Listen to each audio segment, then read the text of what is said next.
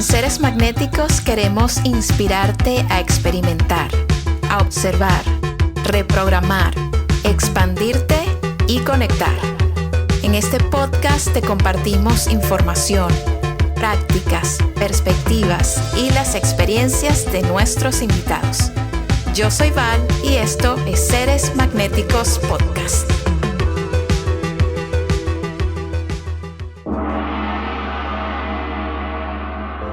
El doctor Félix Torán es un ser humano extraordinario. Es ingeniero, escritor y autor de 19 libros, conferencista y un apasionado del desarrollo personal, la ciencia y la espiritualidad. Hablé con Félix sobre las leyes universales, el ego, el amor, el materialismo y el enfoque que le podemos dar a nuestra búsqueda de herramientas para expandir conciencia. Espero que este episodio te guste tanto como a mí. Y antes de comenzar, como siempre, quiero agradecerte por estar aquí y mandarte muchísimo amor.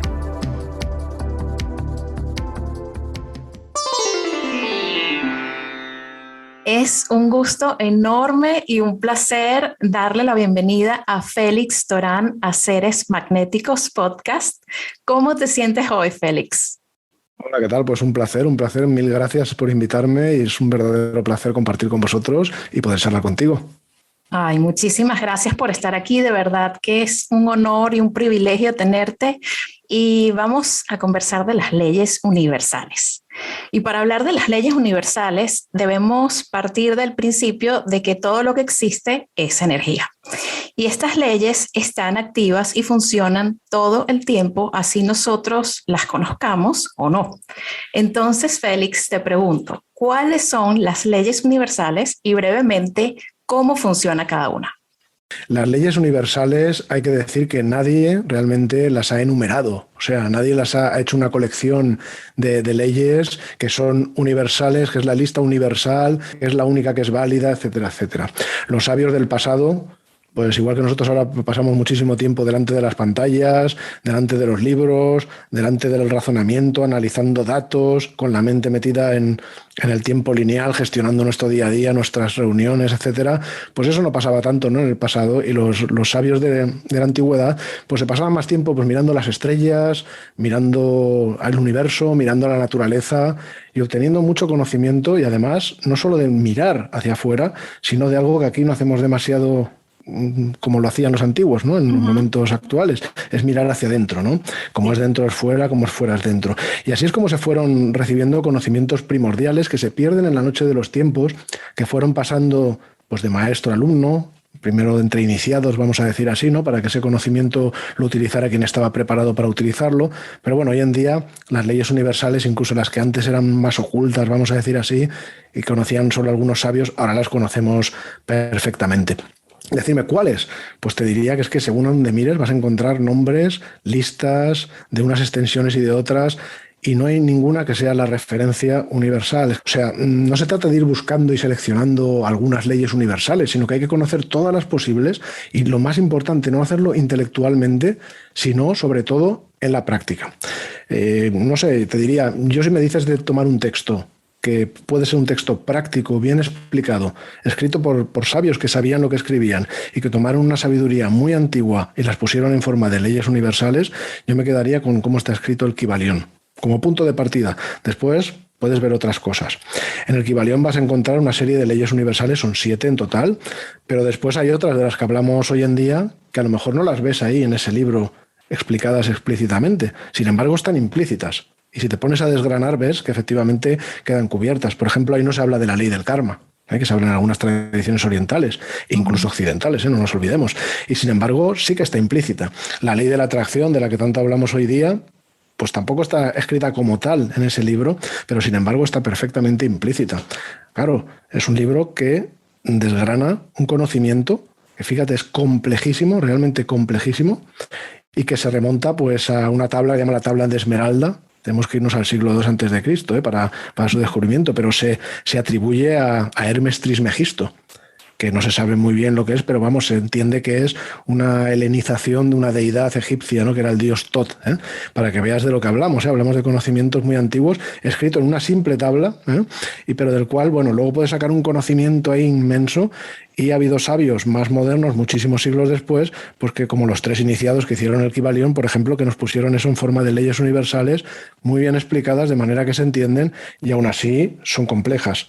Por eso, ante todo, mi consejo es, lo más importante, intentar comprenderlas, verlas en acción e intentar aplicarlas a nuestra vida. Eso es lo que de verdad tiene valor, más que hacer largas listas y competir. Yo sé más leyes universales que tú o cosas de ese tipo. Eso no tiene ningún sentido, porque claro, muchas además son redundantes, diría yo. Así es, así es. Y nos sucedió en la investigación de las leyes universales, como mencionas, que muchas veces se consiguen 7, como decías, en otros textos 12.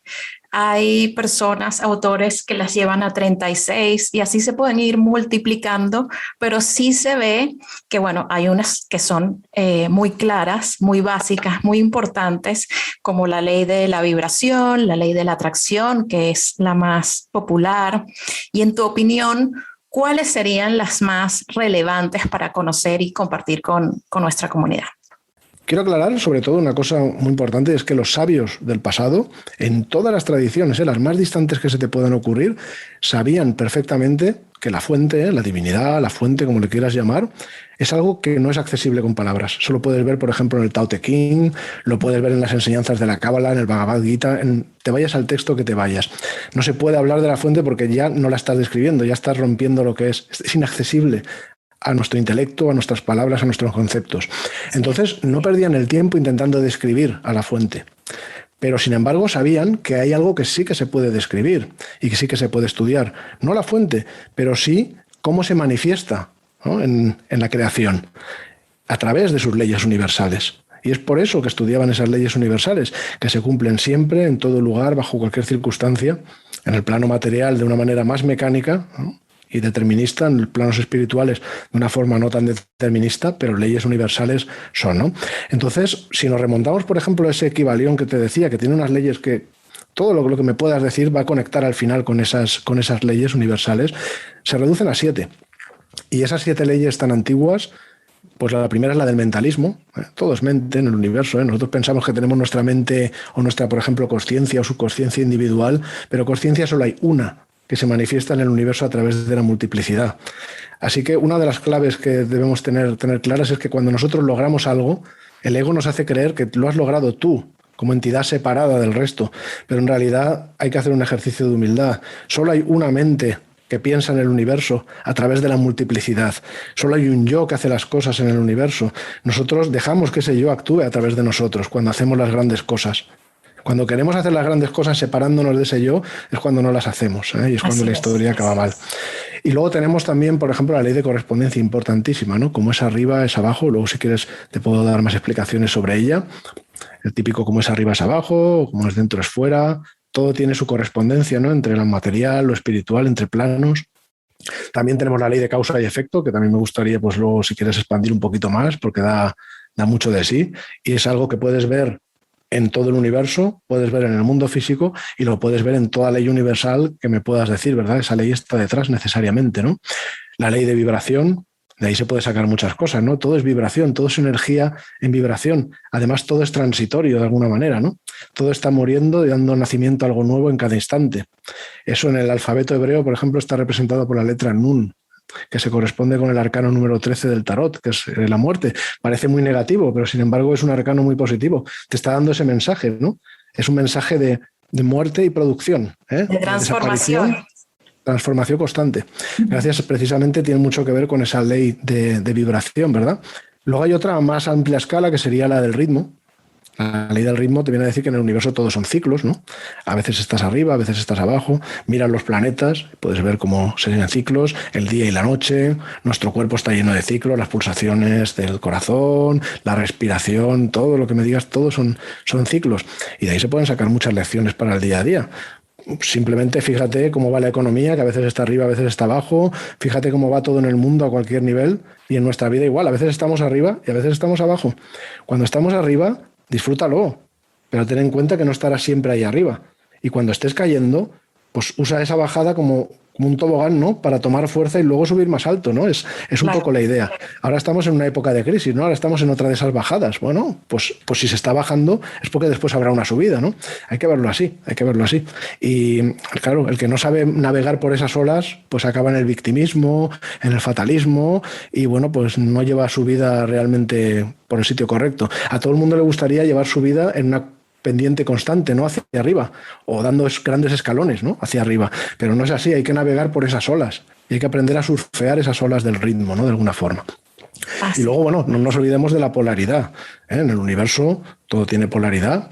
Puedes hablar positivo, negativo, que no quiere decir bueno y malo, ¿eh? No nos equivoquemos, masculino, femenino, etcétera. Lo puedes mirar en todo el universo. Y una cosa, apliquemos ahí la ley de analogía o de correspondencia. Si eso ocurre en el plano material, que lo podemos ver, recordemos que en los planos espirituales también hay dualidad, ¿eh? También existe esa polaridad. Y de ahí sale la ley de generación, ¿eh? De dos polaridades que se complementan y forman un todo, pues se puede dar lugar a una tercera condición, ¿no? Es una ley de producción de alguna manera, ¿no? Y eso se puede ver también en la naturaleza y bueno, pues te puede dar idea también de cómo funcionan otras cosas a nivel espiritual, ¿no? Esto es un somero resumen, pero vamos, ahí está contenida la sabiduría de cualquier otra ley universal que me puedas decir. Y bueno, si te parece, pues podemos ver algunas de ellas.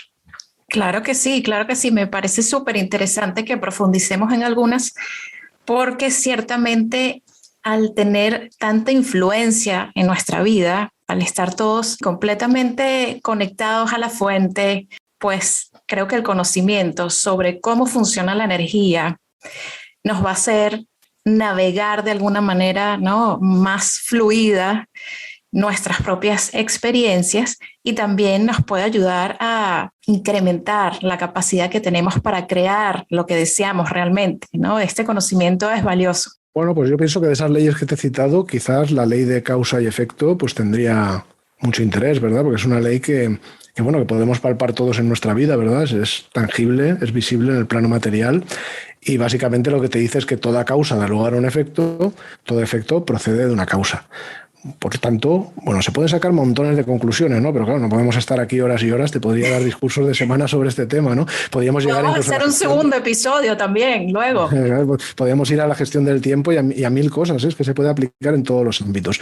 Pero si me tengo que quedar con alguna cosita, pues te diría que de ahí lo que tenemos que sacar es que nada es casual, sino que todo es causal. O sea, todo es causa y efecto, todo ocurre por alguna razón. Esto es una conclusión muy importante de esta ley universal.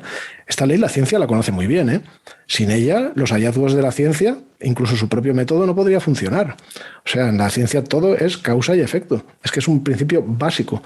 Cuando se viola la causalidad, como parecía ocurrir, por ejemplo, con los descubrimientos del entrelazamiento cuántico, vamos a decir, en los primeros del siglo XX, pues cuidado, ahí ya la ciencia se pone en estrés, porque le estás tocando algo muy básico.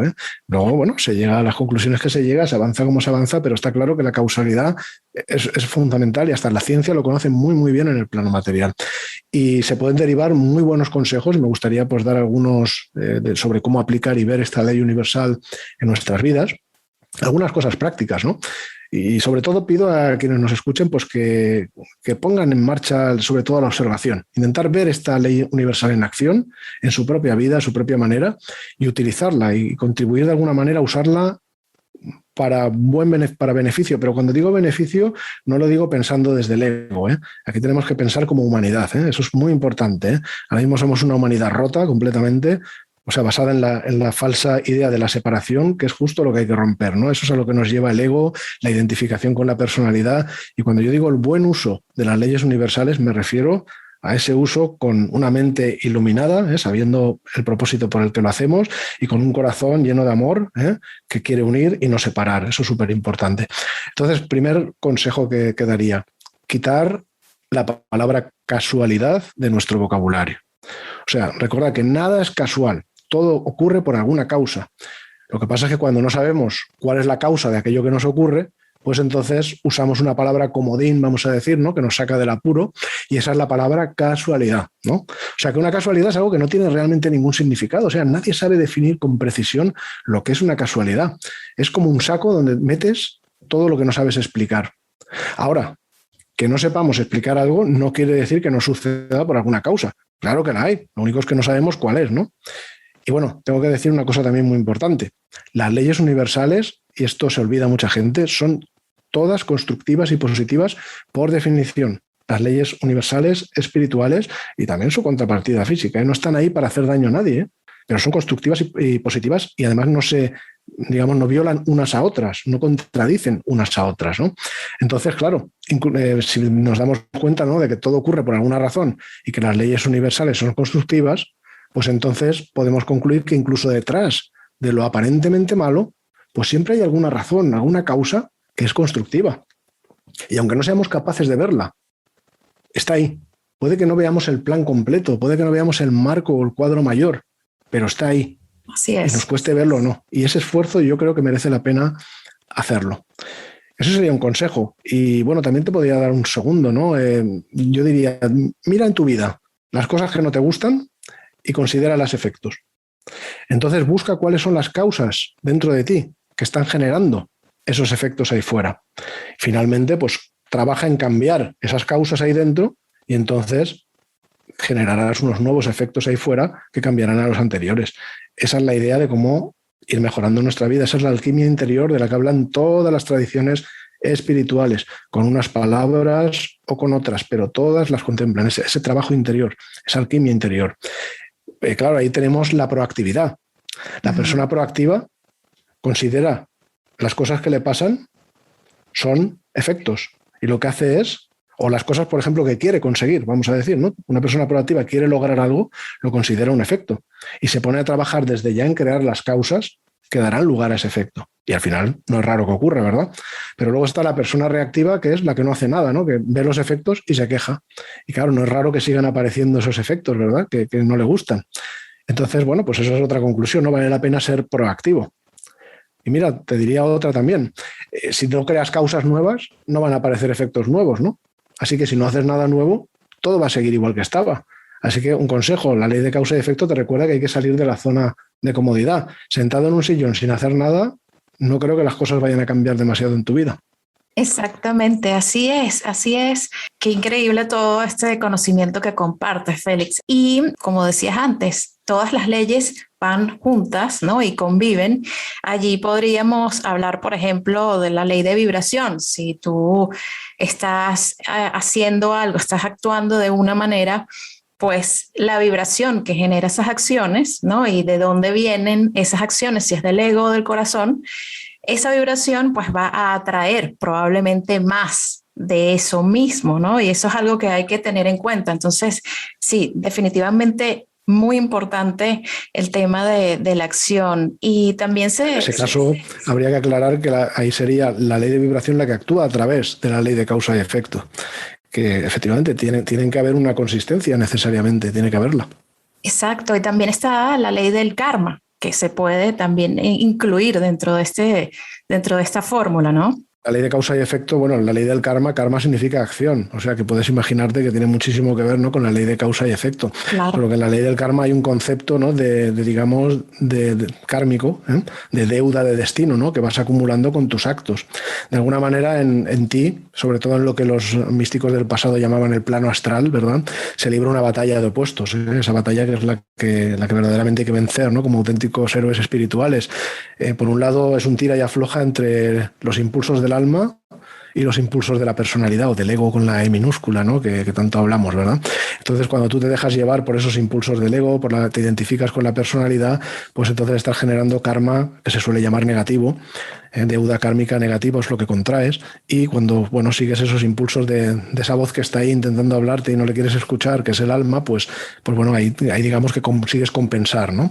Entonces, cuando aparecen pruebas en nuestra vida, pues muchas son de tipo kármico, no todas, no todas. Y no hay que confundir tampoco el karma con la ley de la atracción, que eso es otro de los errores, lo explico mucho en mis libros, pero tú con la ley del karma atraes situaciones kármicas, o sea, atraes pruebas que no están ahí para castigarte. Cuando aparece una prueba kármica de tipo desagradable, vamos a decir, y es una prueba kármica, pues obviamente eso está ligado a una deuda que tienes que compensar, y no está ahí para fastidiarte, está ahí para que tomes conciencia y para que hagas algo para compensarlo, ¿no? O sea, es un mecanismo, ¿no?, de ayuda a la toma de conciencia y de mejora. Hemos sido dotados de libre albedrío, pero ese libre albedrío tiene trampa, porque lo utilizamos mal. Como lo utilizamos mal, creamos deuda de destino negativa, o sea, en nuestra contra, en vez de a nuestro favor. Y entonces hay un mecanismo, que es esa ley del karma, que nos va presentando pues todas esas situaciones para que logremos compensarla. Esto es una síntesis muy, muy sintética, pero se puede ver como todo está interrelacionado, sin ninguna duda. Y luego, por supuesto, no podemos olvidar, si empezamos a hablar de esto, del tema de la muerte y el renacimiento. Cada cual ahí puede tener la opinión que quiera tener. Hay quien piensa que la vida es un camino entre la cuna y la tumba, hay quien no. Pero te tienes que hacer la cuestión y tienes que sacar tus conclusiones, porque una vida humana es muy corta para que un ser humano pueda compensar toda su deuda kármica, pueda corregir todo el error que acarrea y pueda perfeccionarse. Así que esta creación no sería muy acertada si esto hubiera sido así, pero ahí cada cual obviamente tiene que sacar sus propias opiniones y son todas tan respetables y discutibles como cualquier otra. Así que eso es una cuestión que al final la espiritualidad la vive cada uno en su interior. Los sabios nos dan enseñanzas, pero las tienes que hacer tuyas y llegar a tus conclusiones. Así es, Félix. Yo creo que esta comunidad cree en que no todo se acaba al morir. Se termina el cuerpo físico, pero bueno, vienen otras vidas en las que seguimos trabajando todos estos temas. Y mencionaste el ego. Y en una de las entrevistas que escuché de ti, que tienes muchísimas, y a los que están escuchando este episodio, pues pueden ir a buscar. Nosotros vamos a dejar tus links para que la gente pueda disfrutar de tus contenidos, que tienes muchísimos, 19 libros, muchísimos episodios de podcast por todas partes, y es fascinante. Pero en una de esas entrevistas hablaste del ego. Y el ego es este tema muy interesante porque muchísimos guías espirituales trabajan en que pues simplemente nosotros nos despeguemos, eliminemos, disolvamos, digamos, de alguna manera el ego, ¿no? Nos desapeguemos del ego. Pero tú decías en esa entrevista que una vida completamente sin ego sería también muy poco interesante y no ayudaría a la evolución porque no tendríamos personalidad, no tendríamos estos retos que se desarrollan. Coméntame un poquito más de eso. ¿Cómo es este baile, esta danza que tenemos en nuestro crecimiento espiritual y de expansión de conciencia con el ego y cómo lo podemos utilizar y enfocar como una herramienta de crecimiento y de evolución? Hay muchísimo que se puede comentar, pero realmente muchísimo, ¿eh? Y bueno, me refiero a complementar lo que pueda decir con mis últimos libros, El Maestro Interior y Quién Soy, donde quien le interese puede encontrar mucha más información, y los que vendrán, que hay algunos más que van a venir. Pero bueno, la cuestión es, el ego es nuestro vehículo inferior. O sea, nosotros como alma, digamos, encarnada, como ser espiritual, tenemos esa dimensión espiritual, pero para poder interactuar con el mundo de la materia necesitamos una cadena de vehículos que nos ate a ella, que nos permita pensar, sentir y actuar, ¿eh? Pensamiento, voluntad y acción. Si no, te vas a quedar solo en el plano espiritual, pero no vas a conseguir que nada llegue hacia el mundo de la materia. En ese vehículo inferior es donde se encuentra lo que se le llama la personalidad, o el ego con E minúscula, que no tiene nada de malo. Está en las verdaderas tradiciones más antiguas, se habla de él. Y además es que sin esa cadena de vehículos no puedes interactuar, insisto, con el plano material. ¿Cuál es el problema del ser humano? Que se ha identificado con esa personalidad. En vez de convertirla en una especie de canal, de vehículo, que permite que el vehículo superior, el conductor, pueda conducir ese coche, que adquirimos al nacer, que tiene también su parte material, su parte emocional, su parte racional, etcétera, pues en lugar de conducirlo, lo que hemos hecho es dejar al conductor aparte e identificarnos con el vehículo. Y ese es el gran error. Eso es lo que hablábamos antes del karma negativo, etcétera, etcétera. Entonces, las tradiciones más antiguas, hay alguna que otra por ahí que te dice que hay que disolver el ego y demás. Yo respeto totalmente, por supuesto. Ahora te voy a decir, en muchas de esas tradiciones, cuando las interpretas exotéricamente, te da la impresión de que los sabios te están diciendo eso, pero cuando tienes un verdadero conocimiento esotérico y has investigado los textos más antiguos y más velados, te das cuenta de que no te están diciendo eso porque no te lo pueden decir. Decirte que te deshagas del ego quiere decir que te deshagas del vehículo inferior. Entonces, si te deshaces del vehículo inferior, significa que no eres un ser humano, eres un ser espiritual. Bueno, sí, serás humano, pero serás un ser humano espiritual desencarnado completamente. Eso no tiene sentido en el camino en el que estamos ahora mismo. Claro que tienes un ego, claro que tienes un vehículo inferior, y lo que se trata no es de deshacerse de él, Se trata de tunearlo, hacer un poco de tuning al vehículo. Lo tenemos escacharrado y además tiene una parte física que, como todo vehículo, con los años se va degradando. Nos pasa a todos. Tiene una parte emocional que además está completamente desequilibrada, ¿verdad? Está siempre para un lado o para el otro, ¿eh? Ese plano astral, esas para batallas abajo. emocionales. Exacto, somos una batalla interior de emociones tremenda, ¿verdad? Y luego está la parte mental, que a veces está enfocándose hacia propósitos que no son los correctos, se olvida de cuál es el verdadero propósito de la humanidad, de cuál es nuestra evolución grupal, ¿no? En este sendero de retorno hacia la fuente, etcétera. Está todo desencaminado, desalineado. Lo que nos enseñan las tradiciones más antiguas es a tomar ese vehículo inferior, alinearlo correctamente, integrarlo, convertirlo en un todo integrado que pueda ponerse al servicio del alma, que es el verdadero conductor. Entonces así el conductor ya puede obrar a través de nosotros en el plano material. Así, quien realmente hace las cosas, o por lo menos a través de quien las hace, puede utilizar ese vehículo. Y ese vehículo, sí, vemos al tema de la reencarnación, en algún momento el vehículo pues ya se quedará inutilizado y bueno, pues ese conductor se desprende del vehículo, sigue siendo perfectamente un ser espiritual y en algún momento, ¿por qué no? Se puede comprar un vehículo nuevo, ¿no? Igual que nos cambiamos de ropa cada día, pues también, ¿no? Se puede cambiar de ropa ese conductor y ponerse un vehículo inferior diferente. Claro que sí. Se espera que además ese vehículo se va a encontrar con pruebas en el camino para seguir mejorando, ¿no? Para hacerse pues más especializado, para responder mejor a los impulsos del alma. O sea que si lo tengo que resumir en pocas palabras, el verdadero objetivo que tenemos es trabajar precisamente sobre nuestra naturaleza inferior para que sea responsiva a los impulsos del alma. Y eso lo saben todos los sabios del pasado. Lo tienes en el tarot, por ejemplo. Vete al arcano número 7 y al arcano número 8. La carroza, en un tarot de Rider-Waite, ahí tienes el conductor y ahí tienes las esfinges que tiran y demás. Tienes el vehículo inferior y el verdadero conductor que hace las cosas conduciendo.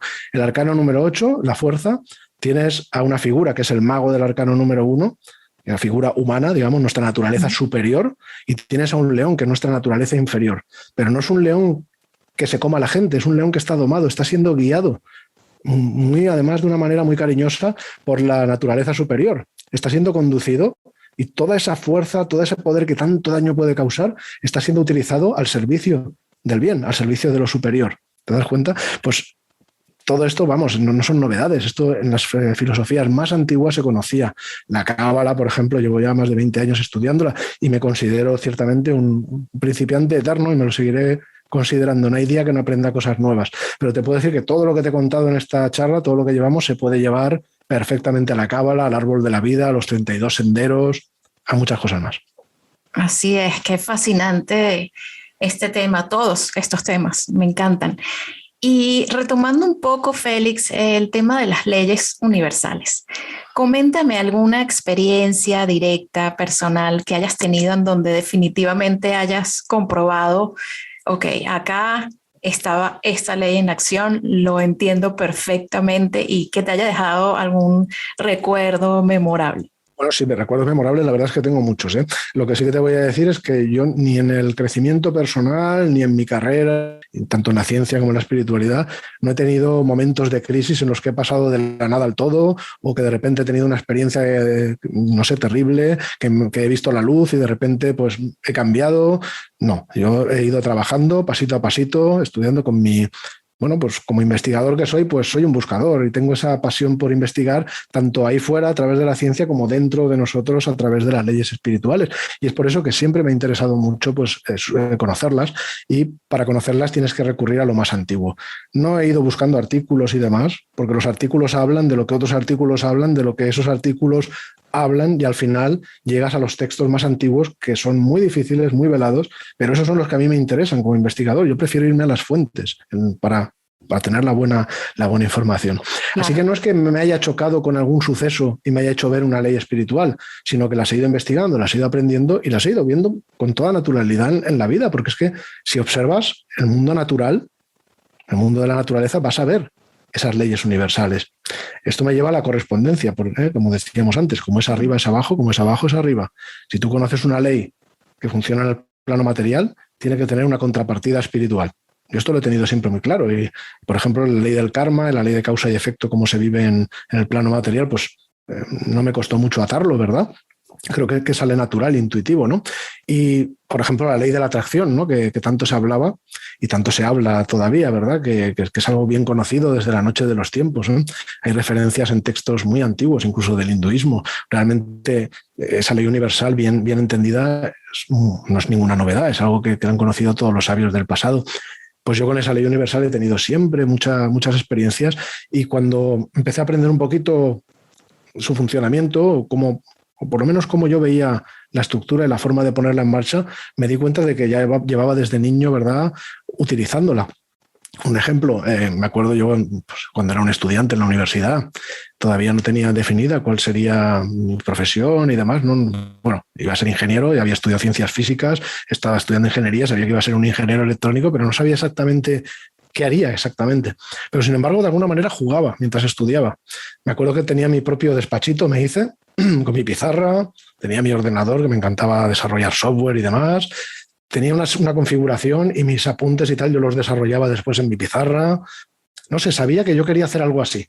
No sabía si esa profesión existía, cómo se llamaría, ni nada parecido. Y además pensaba un poco que lo haría de alguna manera orientado hacia el sector espacial, no sé por qué, pero me apasionaba desde pequeño, coleccionaba cromos de satélites y cosas así, y yo me lo decoré todo así, me lo imaginaba así. Pues no pasaron ni 2 meses y me salió la oportunidad de una beca, fíjate, para la Agencia Espacial Europea. Y mira, ya llevo 21 años trabajando ahí. Qué increíble, Félix. En serio, qué maravilla. Y algo que admiro muchísimo de ti, te lo comentaba al inicio, antes de empezar a grabar, es tu capacidad para manejar el tiempo. Porque, bueno, tienes tu profesión, eres autor de 19 libros, participas en podcasts y entrevistas, das conferencias, creas meditaciones que están al acceso de las personas para que puedan disfrutarlas. O sea, realmente eres súper prolífico y te felicito de corazón por eso.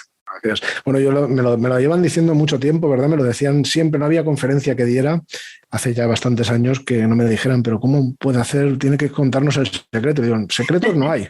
No hay pautas que se pueden aplicar. Cada uno dentro de sus capacidades puede conseguir mejorar cómo gestiona su tiempo. Yo aplico las mías, las he ido descubriendo per se, nadie me las ha enseñado. Y además prometía, digo, quiero compartirlas, porque yo mi tiempo además utilizo gran parte de mi tiempo, como sabes, para servir. Para mí la vida es servicio, ¿eh? El que no vive para servir no sirve para vivir, ¿no? Como decía un sabio, ¿verdad? Entonces realmente decía yo, algún día voy a escribir un libro y voy a compartir estos secretos, que para mí no son secretos, ¿eh? Son pautas, son ideas, es más un arte que una ciencia, ¿verdad? Y lo hice, ¿eh? Porque yo cumplo todas mis promesas. Y escribí el libro El tiempo en tus manos, que tuvo mucho éxito. Me acuerdo que a los 2 meses de lanzarlo ya iba por la 3ª edición. Fue un libro que funcionó muy bien. Luego hice una versión para niños, porque tengo 4 libros también para niños de crecimiento personal, y se llama Los magos del tiempo, uno de ellos. Y en fin, he seguido escribiendo y publicando artículos también sobre ese tema, dando cursos, y decir simplemente que, bueno, no hay una ciencia exacta en eso, es más un arte que una ciencia, pero si aplicas una serie de pautas, las haces tuyas y las adaptas a tu forma de vida, a tus circunstancias, pues siempre puedes mejorar tu gestión del tiempo. Cada persona vive en un mundo diferente, en unas circunstancias distintas, en un día a día que puede ser más complicado o ser menos. Lo importante no es superar en cómo gestiona el tiempo a otra persona o hacer exactamente lo que hace otra persona.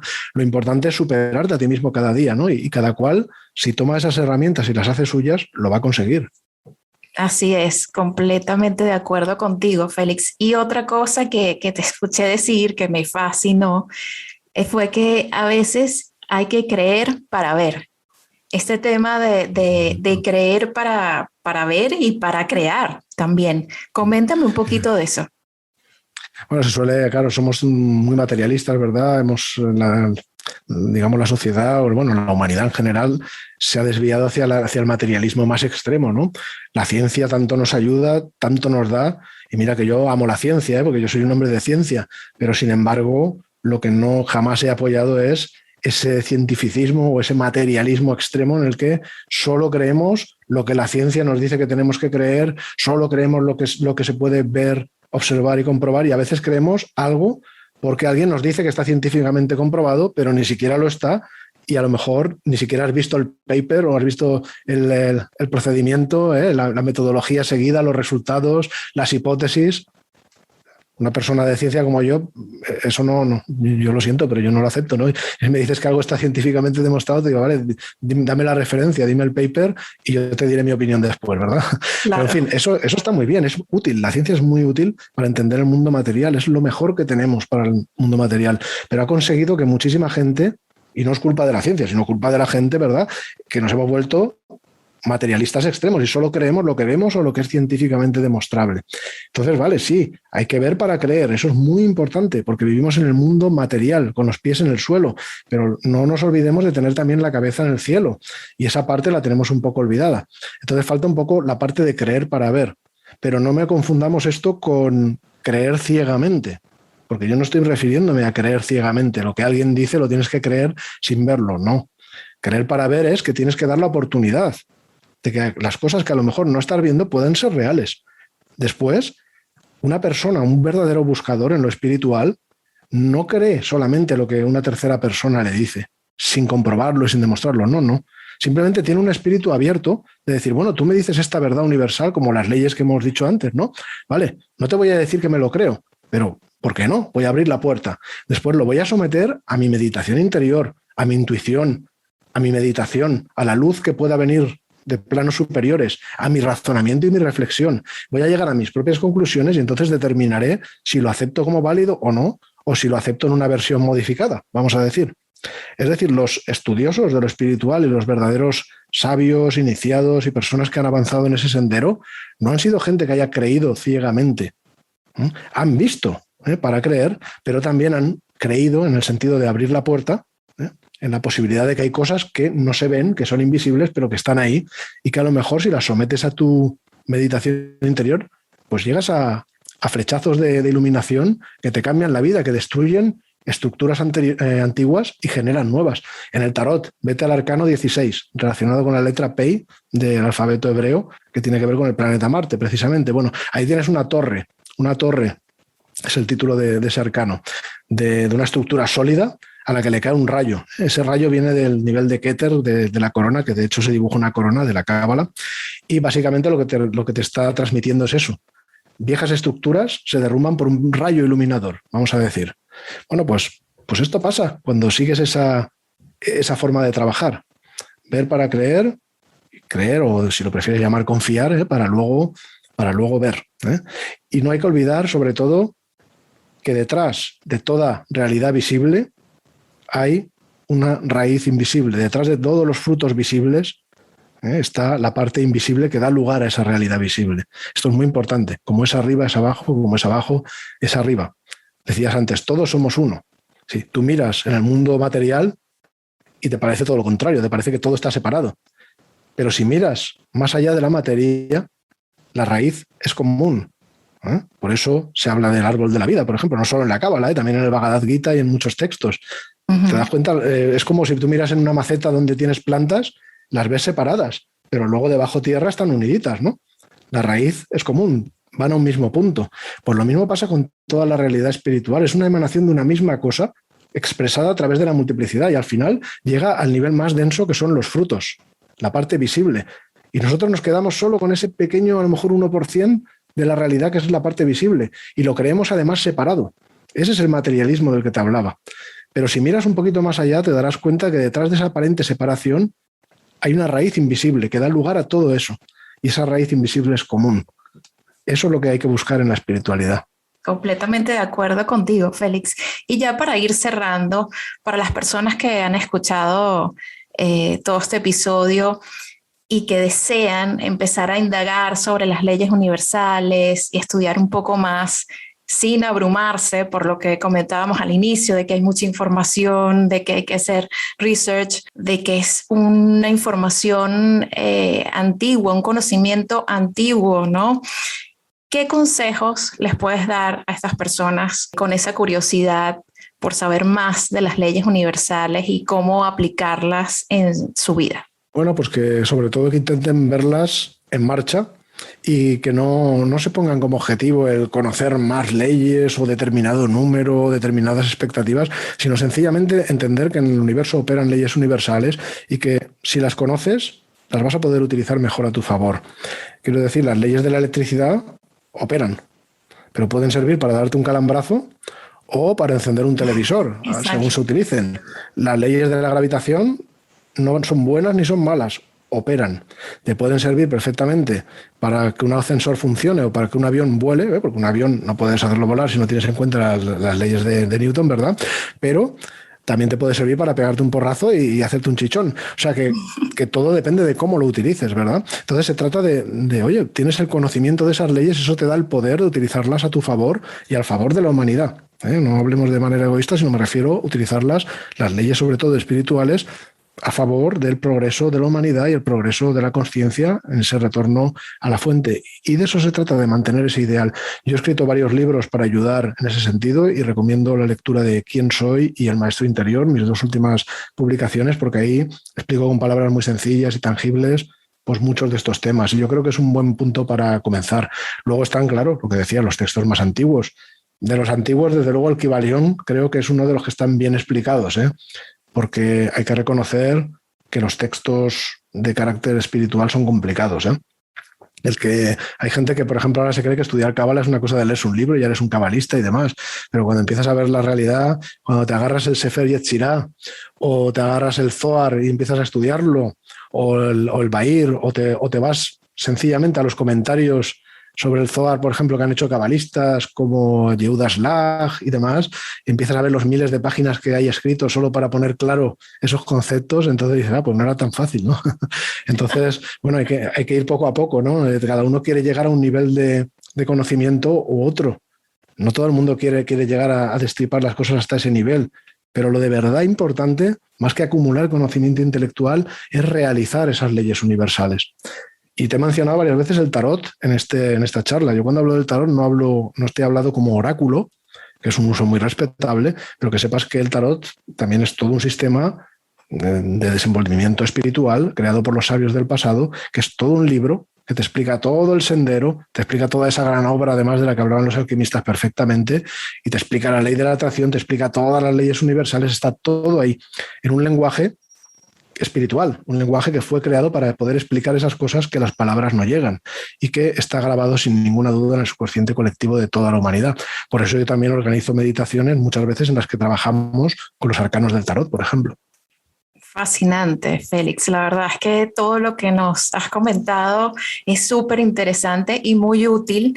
Y bueno, definitivamente sí, todo esto hay que tomarlo con mucha responsabilidad, supongo, si los que están escuchando quieren estudiar, tener en cuenta que hay pues libros muy complejos en los que pueden ir y buscar cosas o pueden apoyarse en personas como tú que nos ayudan un poco a traducir y simplificar en la medida de lo posible este tipo de temas. Gracias por tu compañía, por tus experiencias, compartir con nosotros tu conocimiento, Félix, y siempre bienvenido acá en este podcast de Seres Magnéticos. Muchas gracias, ha sido un verdadero placer y me despido pues dándote las gracias por esta bonita entrevista y dándos las gracias a todos por ser y por estar. Un abrazo.